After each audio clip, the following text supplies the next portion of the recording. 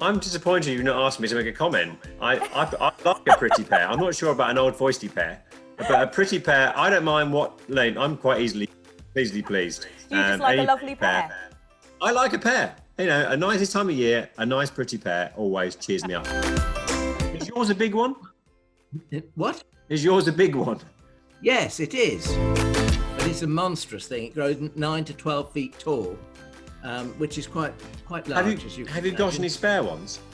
I might have, but there can only be one winner in all this, and it's me.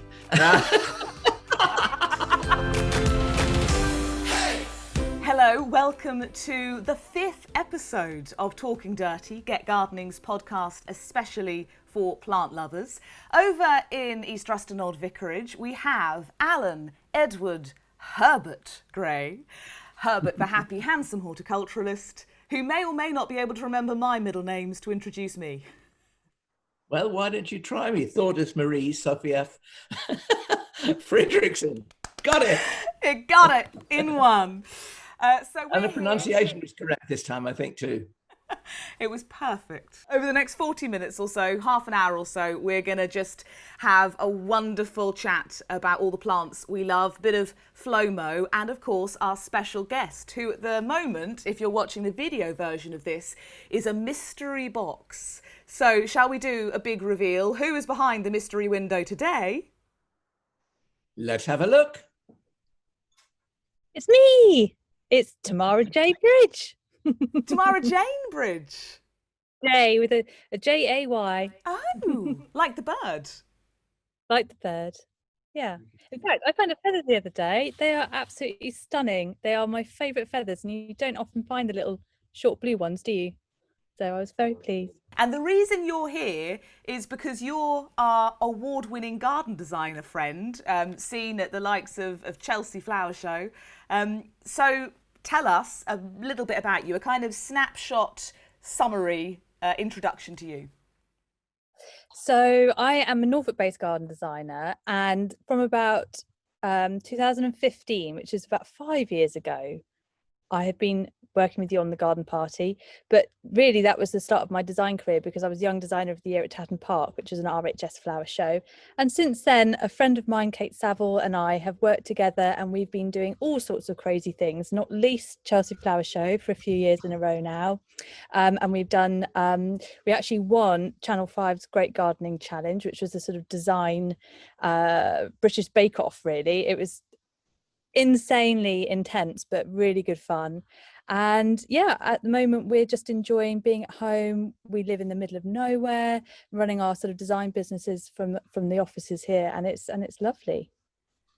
And of course you're married to a fab arborist as well, so it's all gardening in the sort of Bridge Laver household. It is, although at the moment I am looking at our apple trees, which Mr. Laver has only pruned half of them. So they've kind of got like a tidy lower crown, and then the top is all crazy. So they're having a bit of a bad hair day. So it's bit by bit at home. So, I mean, lockdown obviously has been a real shame for things like the Chelsea Flower Show. Has it given you some positives, you know, more time to sit and design and also actually be in your own garden? I think the only way to look at all of this is to look for the positives. And for Kate and I particularly, as along with everybody else that was sort of leading up to Chelsea Flower Show, suddenly what you've been working towards for a whole year is not going to happen. And not only are you sort of trying to work out what to do next, but you're also thinking, what am I going to do for 4 weeks? Because you have to kind of clear your calendar almost. So that was a little odd, you know, a little strange to get your head round and things. But actually for us, it meant that I actually got to see my husband for a little bit. In May, I got to enjoy the garden. We dug half of it out. So I've actually finally, after about 8 years, got a garden that looks kind of like a designer lives here. And I think the weather's been so fabulous. We've been out all the time, and it has been nice to take the gas off the pedal a little bit. I think everyone's finding that, just to kind of take a pause and reevaluate. And actually that's been really nice. And I've got some gorgeous design projects on the go at the moment, so that really helps. Alan, I know that you, during lockdown, I mean, it was a weird one for you because you're so used to opening the garden, and round about when you would have been opening to the public, obviously everyone was locked down. But you have just been changing things up left, right and centre. Yeah, well, we do this all the time, really. I mean, probably it's a little bit more noticeable because people that have been coming to the garden and people like you, I've been telling you about what's happening and everything else. But, you know, we're a great one for keeping the show going and trying to keep as much colour in the garden as possible. And to that end, we're not frightened of looking at a group of plants, say, whatever it is, and either cutting them back or ripping them out and putting them back with filling the space with something else. But it's funny enough, I mean, Tamara was just talking about her lovely things she's got in the pipeline at the moment and all the rest of it. But a very famous garden designer came to the garden here the other day, and I was talking to her, and she said, God, my clients have become so demanding because during lockdown, I think most people turn to their gardens, and I think it's now, I mean, I'm noticing it in the numbers of visitors that we're having in the garden today and the kind of plants that they're buying. They're taking plants home to make their gardens as beautiful as they possibly can, and as nice as they possibly can, and as productive as they possibly can as well. And all of those things, I think, contribute to the fact that because of COVID-19, people feel safer outside. And obviously we're all having to lock down and to be in our own little bubbles and things like that, and safe distancing if we go out. But, you know, gardens are a great sense of joy to everybody and a great sense of solace when you can't do all the things that you would necessarily want to do. But here it's ongoing, it's non-stop. We, like Tamara, are pruning our apple trees, summer pruning. We're doing the wisterias, we're doing hedges, you name it, we're doing it. And all the way along the line, there are little things where you do improvements. For instance, I mean, I just mentioned hedges. Well, can you let that one grow up 6 inches to match that one on the other side? And it's very easy to not keep tabs on those sort of things. And, you know, you suddenly notice that the fact that gateway would look better if the hedges were scalloped either side and not just coming right up to the gate piers and things like that. So it's refinement, it's adding those little touches. And we're continually doing that. And I think if you have a design kind of mind, and Tamara will appreciate this because she obviously has a very good one, much better than mine, I have to say. But if you have a design mind, you continually look to do those little improvements. It's a natural thing. I think as well, it's interesting with gardens, if you allow yourself to play and go, do you know, I'm just going to try it. I'm just going to see what happens. If I don't like it, I can change it again. That's where you start to really understand how your space works and what you like and what you don't like, because quite often the accidents or the things that you originally thought, oh gosh, wouldn't it be nice if we didn't have that tree in the way, or if I had a slightly bigger garden, if you can kind of play with it and work out what you do like and what you don't like, suddenly those things that were once a real pain become the asset to the garden. Here we inherited 3 fruit trees that are in a dead straight line that don't relate to anything. We have a hazel tree, a pear tree in the middle of the lawn. I had 4 buddleias in a straight line, you know, and because we don't own where we live, I couldn't just go in there and rip it all out and start again. And now the garden's been designed around those features and I love it. I wouldn't change it at all, you know, and that was probably before I even started down the design route that I started working in the garden here.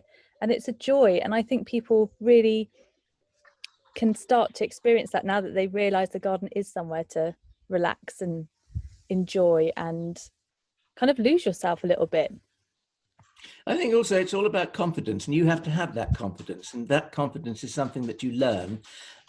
Initially you have to have a certain amount of it, but you learn to trust your judgment. And I mean, I had a guided tour yesterday of the garden with a group of people, and I was taking them through into a garden where I said, and we looked at one side of the garden, then we turned our backs and looked at the other side, and I said, what do you see? And they said, well, there's a gap in the hedge leading through to a lovely arched gateway. And I said, yes, and either side of that gateway is a wall that we can't see. So the hedge between us and the wall is probably going to go. And there was a sharp intake of breath. And oh, whatever do you want to do that for? And the thing is, it's this refinement thing. Tamara, you just touched on it. It is this refinement thing, and you suddenly see. I mean, I'm very lucky because I've got Graham, and we play bat and ball. I always say to everybody, if you hear people shouting in the garden, don't be alarmed. It's just Graham and I having a debate. They are frequent and loud. But, because you're able to do that, you can, in actual fact, reach a decision that makes the garden better. And so the hedge is going to go. And say no more, you'll have to come back and see. I will. Tamara, Yes, I'm sure you have brought some show and tell to the podcast today. I saw it briefly when we were setting up. It just sort of flashed past the camera in a very tempting blur. Yeah, I'm going to try and do it without wobbling. But I thought today, because I have to say my garden is starting to get that sort of slightly cooked look now. We're getting into August and it looks a bit frazzled. And it's been wonderful early part of the year. But the one thing I am really thrilled about is that I've grown my sweet peas this year. Hey! And, they're only modest, and I know they're only sweet peas, but they're the plant that I forget I adore every year. And I normally don't get round to sowing any because I'm really hectically busy. And then when I come back, the last thing I really want to do from Chelsea is then do any gardening. So this is the result of me being at home, and I absolutely adore it. And I must remember to do it every year or get someone else to do it for me. Oh, such a nice mix. Such a lovely mix. And I did leave the names in the kitchen, but I have basically got a really good old-fashioned variety that has shorter stems. So they're not always so good for picking, but that's why I've got a nice little teeny tiny pot. And then for longer stems, I've used a very similar colour variety, but with the more modern length of stem. So I kind of get the old-fashioned scent and then the modern long stem. And then this little fella, who is lovely and pinky and bluey, whose name I've forgotten, which is hopeless for this show, was an absolute sod to germinate. It was awful. I sowed the whole packet and I think I got about 5. But it's so worth it. And sometimes it's worth having the nice ones, even if they're a little bit more tricky. So I'm rather pleased with those. And then my other thought of the day, when I was looking around the garden, is colour, which I always love. And everyone always says, oh, you're so good at colour. But I think I'm just greedy, actually. And I love all of them. And I've got a lot of blues. And I don't know how well this is going to work. Maybe if I put it on the yellow. Can you see any of this? Yeah. Oh, there's a lovely eryngium. So let me just try and get it closer. This is a little bit novice-y, sorry everyone. But what I love is you've got so many different types of plants and they're all coming into their own now. So we've got miscanthus, which has got this lovely silvery kind of effect, which softens everything. We've got eryngium, which is eryngium big blue, and it has been looking fantastic since about May. And I will leave that until about October, probably, depending on how much rain we get. We've got this lovely soft euphorbia, which is, I think, I can't say it, Alan, as always, you're going to have to interpret for me. It's the creepy one, and I want to say it's Chamaparis. Chamaecyparis. Chamaecyparis? Yes, thank you. Yeah. You can, of course, be very posh and say Chamaecyparis with a silent H. Oh, okay. Euphorbia. And then I've taken a little tiny bit of the agapanthus because I was too mean to pick the whole thing. So this is agapanthus. I think it's Payne's grey, or is that a paint colour? That might be a paint colour. But it's gorgeous. And then we've got, I'm going to put my laptop down because this isn't working very well. There we go. We've got 2 plants that look identical, pretty much. Here. Could you tell the difference? No. This one is Erigeron Quakeress? Quakeress. Quakeress, yeah. Too much time with Kate, that is. Which is lovely and short, so it gets about 2 foot. And this one is a Calamaris mongolica. Yeah, Calamaris, yes. It's a member of the Aster family. Exactly. So you've got 4 foot. So you've got the same effect, but on 2 different heights, which I think is really clever in the border for giving you a kind of harmony within your colour scheme without it all being one level.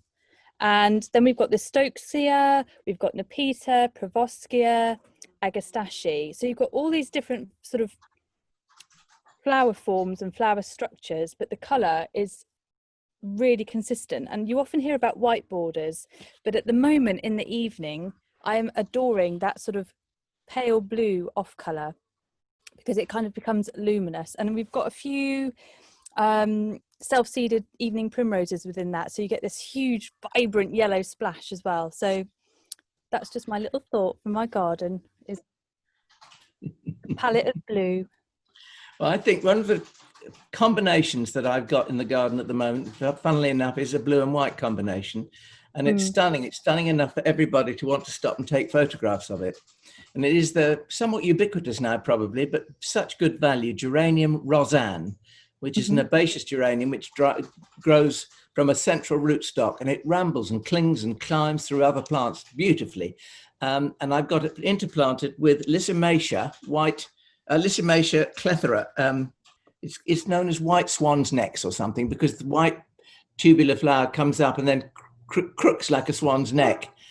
It's quite strange in actual fact, but the two melded together make this fabulous combination. And I was looking at it yesterday and I was analysing it and thinking, why does it work so well? And it's not just those two things. It's because it's growing underneath the foliage of an old vine called Dusty Miller, which is that lovely silvery grey colour. And through on one side to that is a miscanthus called Miscanthus cosmopolitan, which has beautiful cream and grey-green striped leaves. And the whole lot just makes this wonderful sort of symphony. And it was so cool on what was a very hot day yesterday. I thought you were getting a bit rad, Alan. Sorry? Cool. I thought Alan's never used the word cool before. We're talking about temperature, so it's okay. Yes. I'm a sucker for By the way, blues. cool, Tamara. We've been talking a bit about eryngiums on this podcast. So they've been it was a belly eye, I think, that I got from you, Alan, which has been looking lovely in my garden. But what I've realised is somehow I never planted any Perovskia, and I'm assuming it's because I thought it wouldn't like my clay. But now I'm just going to go wild and experiment with the Russian sage, because it's one of those plants. I mean, it was kind of a passing mention in your show and tell, Tamara, but I really believe it's one of those fantastic foils that should just be in every garden. Definitely. There it is. And what I love about it is that you probably can't see on here, but it has this lovely white stem, doesn't it? And in the winter, if you're lucky and it doesn't dissolve in the autumn rain, it will stand and you get these gorgeous white stems that look quite ghostly in your borders. So it's a cracking plant. But I have to say, I'm quite hot and dry here, so it doesn't get too leggy. Soil. It will suit your soil. I mean, I can understand Thordis being a little bit, shall we say, shall I, shan't I about it, because the one thing that Perovskia, the Russian sage, doesn't like is winter wet. And if you've got a clay soil, it's likely to suffer from winter wet. But providing the temperatures don't drop too low, it should be all right. The other thing, you've got the room, and I know you haven't got much room, Thordis, really, but you could try taking a few cuttings, because it's relatively easy from cuttings. So you've got an air and a spare, as it were. Yeah. Well, I think I'm just going to, now, when I first moved in with the clay soil, having not had it before, I was a bit kind of tentative, but now I just think lots of things I thought wouldn't do well are doing well. So I'm just going to try, because the worst thing is they die. I told you before that there's a wonderful adage about clay soil. Gardeners hate it, but plants love it. Well, it certainly seems to be the case. The other thing, Tamara, your peas, I think, as gardeners, once you know that technically you should be sort of trying to get ahead of the game by autumn sowing sweet peas, or, you know, doing a kind of early sowing, I always used to really beat myself up that I hadn't necessarily remembered to do that. But actually, my sweet peas this year, I sowed them at the beginning of lockdown. And they have been fantastic. It's been my best year for sweet peas. And I just sowed a random, I think they were all peas I'd collected myself last year. And I've got the most wonderful mixed selection, sown kind of as an afterthought quite late, just because I had some time on my hands in lockdown. I'm going back to this whole thing of, you know, having the confidence to just try it, because you'll read in the books, oh, do it sort of December time or even earlier sometimes. And you, like Thordis just said, you know, you can then think, oh, well, I've missed it for this year. I think I sowed a batch in maybe March. And then I sowed another batch in April, and I sowed another batch in, I just sowed the 2 batches. And like you say, they've been absolutely wonderful. I think the only thing that I would say is that the earlier plantings, they seem to have gotten going sooner, but they're finishing sooner. They don't like the heat, whereas the later batch that I sowed later on, and they're in a little bit of part shade, are much happier and coping with this now hot weather much better. So that's really interesting. And sometimes it is worth, I think, growing the same plant in different places in the garden and just seeing like your little tiny microclimates where something might suffer in the heat but copes really, really well in the shade on my dry soil. For you, Thordis, you might find in the stonking hot sunny part, your Pravoskia is fine, but it doesn't like being, you know, in the bit of shade. So have a go. I think one of the things about sweet peas is we should never ever forget that sweet peas sown early, as Tamara just mentioned, will flower much earlier.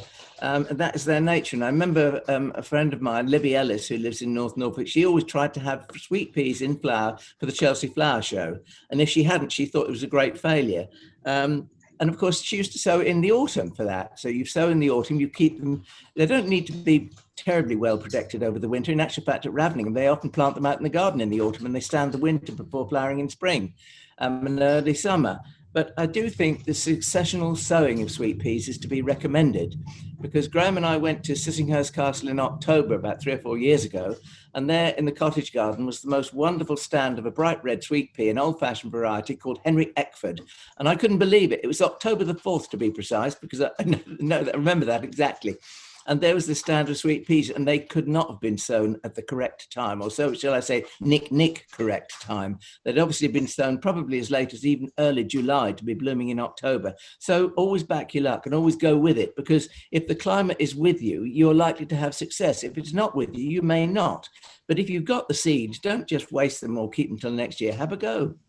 And I always think sweet peas is the quintessential scent of summer. Summer has arrived when I have sweet peas in the garden. It's wonderful. I think we could talk about this for ages, but I've just looked down at how long we've been talking, so we probably best move on to some Flomo. Fear of missing out on a fabulous plant. Basically, the thing that is currently top of your wish list that you've seen on social media or in a garden magazine, or maybe even visiting somebody else's garden. So I always go first because I'm always the embarrassing one who's really normal and everyone else is growing it and I don't have it because of my tiny garden. But I discovered Ford Abbey's Instagram. I can't believe I've not been there because I've been to Somerset on holiday now several times and not been to this garden. So the garden's on my wish list as well. But there are so many dreamy dawn and sort of sunset gloaming photos on this page. And one of them captured a martagon lily just sort of in either early morning mist or kind of early evening mist. And it just looked like something out of a fairy tale. And I thought, why am I not growing martagon lilies? So I don't know anything about them really, but based entirely upon seeing something on Instagram, I now want that in my garden. What colour was it? Sort of a dusky pink. It was hard because it was kind of quite a dark photo, but like a dusky pinky purple. A bit like this, actually. Yeah, well, what you've got probably a hybrid of the martagon lily, because martagon lilies were normally in a kind of sludgy purpley colour. And then there's suddenly an albino came along, and so we had the white ones. Now, why is it the white ones are twice as expensive as the purple one? I rest my case. Anyway, there is now a whole range of hybrid martagon lilies in a wonderful range of sunset colours. And they are absolutely lovely to grow. The typical thing to remember if you're growing those sort of lilies in the garden is that they like their feet in the shade and their heads in the sun, if you can possibly arrange that. And they like a slightly acidic leaf mold woodsy soil. So if you can imagine lots of leaves falling down and rotting and the soil being relatively open and full of air, that's the kind of thing that they like. But I have to issue a warning that we must be aware of the fact that there is an enormous predator on, well, it's not enormous, it's just enormously annoying. The lily beetle, the red lily beetle, the little red jacketed fellow that looks so pretty but is so devastating. And it's not necessarily him that's devastating or her, it's their pups. Because they lay their eggs on and the larvae hang underneath the lily beetle leaves and they look like bird poo. They're disgusting, but they're the things that as they emerge, they eat the lily leaves from underneath and cause untold damage. And they are a great pest. And it's interesting that they didn't come to this country until quite a few years ago. And it was the sudden change in climate. They arrived on the south coast and they gradually marched northwards, and they've just gone for it. Well, I'll have to keep an eye out for them. There's a bit of squashing between thumb and forefinger if you see the parents, isn't it, Alan? And to get yourself some of those little examination gloves so you can clasp the lily stem at the bottom and run your hand up the top, squashing all that horrible bird poo egg that they have. I will bear that in mind if I ever manage to get my It's hands fun on for some nice lilies. Thordis, I have to just tell you, that is a fun job for any child of any age. Tamara, what's your Flomo? Well, I was panicking about this, wasn't I, earlier, because I have this annoying habit of going completely blank whenever I'm asked a question. I thought, oh no, but your sunset colours have reminded me that in a client's garden the other day, she had this extraordinary peachy kind of corally evening primrose, and it was just glorious. And I have to say, I've completely forgotten about it to look it up. And I just thought how lovely that would be in a scheme of those sorts of colours, to have it sort of drifted through, because they'll obviously seed around and put themselves wherever. So I think I might have to look that one up, because I really did like that. And then the other sunset colours that I was going to mention when I was having my little panic about what plants I'm missing out on is the group of agastaches, because I use Blackadder a huge amount because it's so useful, it's well behaved, and it gives me really good structure, but it's really tall. And I think I'm realizing that I've got stuck on that one.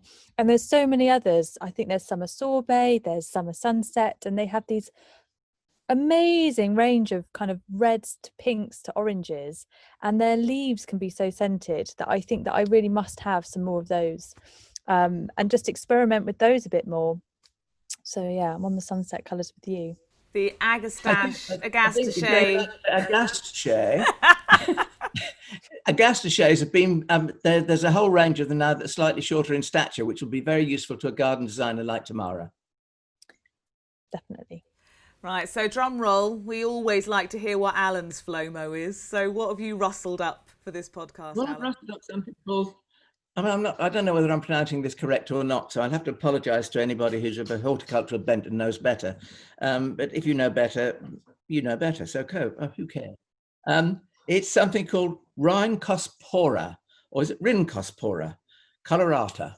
And it, in actual fact, doesn't have any colour about it at all. So you've brought your lovely sunset colours to the table, and I'm bringing something very discreet, which is most un-grey-like, I have to say.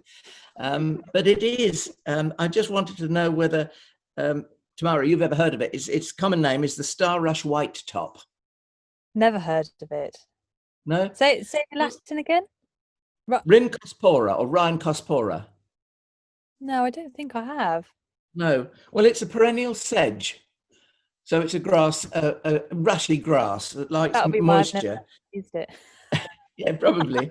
But it has white bracts at the top of the flowering stems, which look like flowers, but then they are flowers, but they're bracts enclosing the real flowers. And the bracts are actually white, star-shaped, white with green tips. And you look at it, and then you think that's quite attractive, and then you look away and you go back. It draws you back. It's interesting rather than spectacularly beautiful, much like all of us. And I think it has a place in garden design, and I'll tell you how I'm going to use it. In the middle of our clematis walk, we have a large copper. When I say large copper, it's about 5 feet across. It's a big one. And in that large copper, I have a very large black plastic pot, which is full of a plant called dahlia.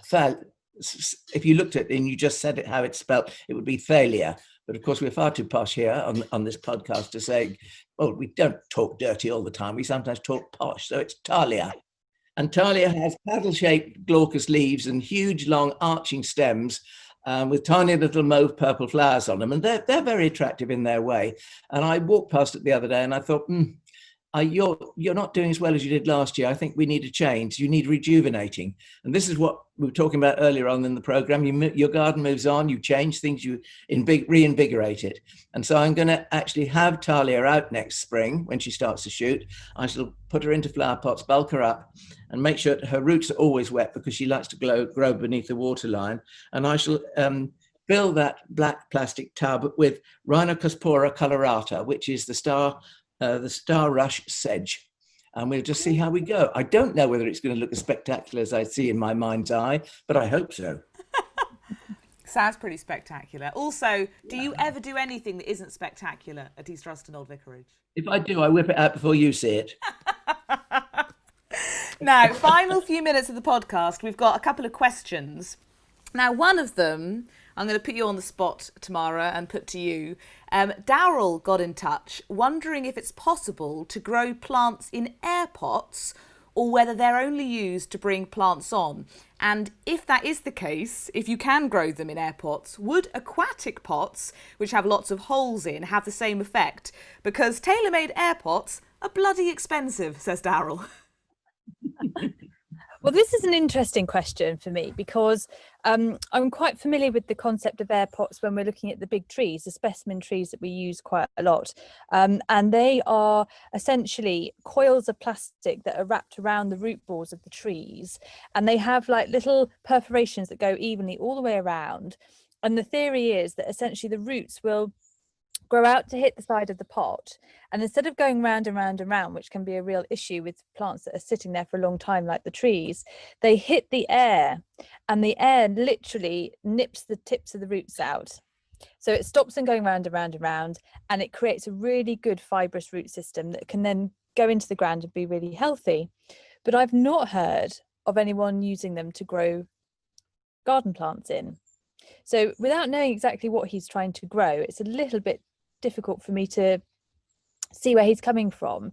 And I think if he's using them to grow garden sized plants, you know, cuttings or whatever, which I'm kind of guessing that's what he's suggesting, I think it comes back to what Alan and I were saying. If you don't know the answer and it's not going to cost you a fortune, try it.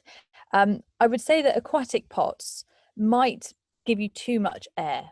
So you might find that instead of having roots going all the way to the edge of the pots, they might completely stop growing sort of within the circumference of the pot too much.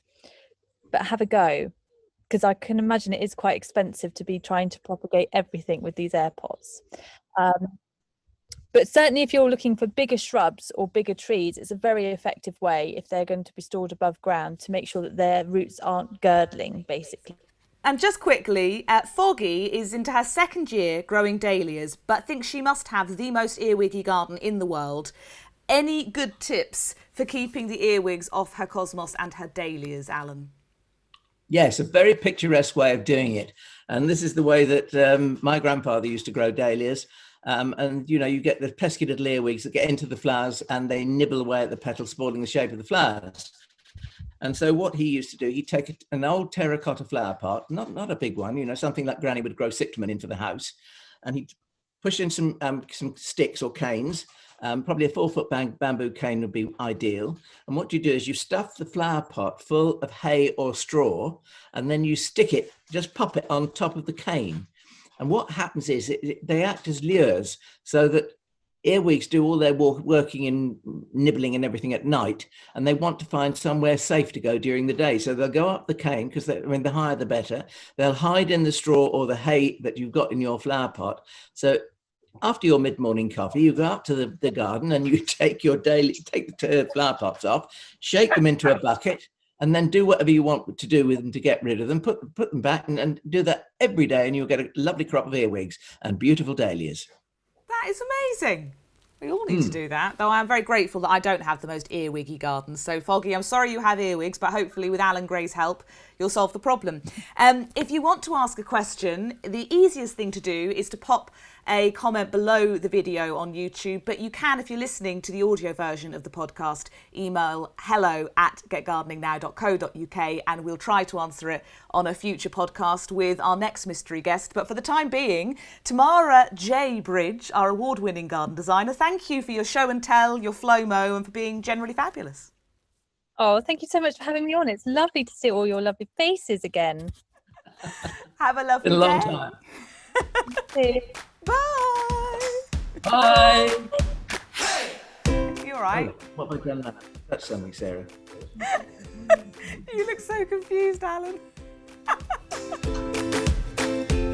I tell you what I've learned from doing Zoom calls, and it is I have to watch my RBF. And I didn't realise what RBF was until there was a young guy working here, and he looked across at somebody. He said, "Look at the RBF on that." And I thought it was going to be something really rude, like filthy rude, but it wasn't. It was resting bitch face. It's just the way your face falls when you're concentrating, and I have to watch that because I have a rotten RBF. Why do you think I grin so much during these podcasts? You should see mine. I've learned that. Yes.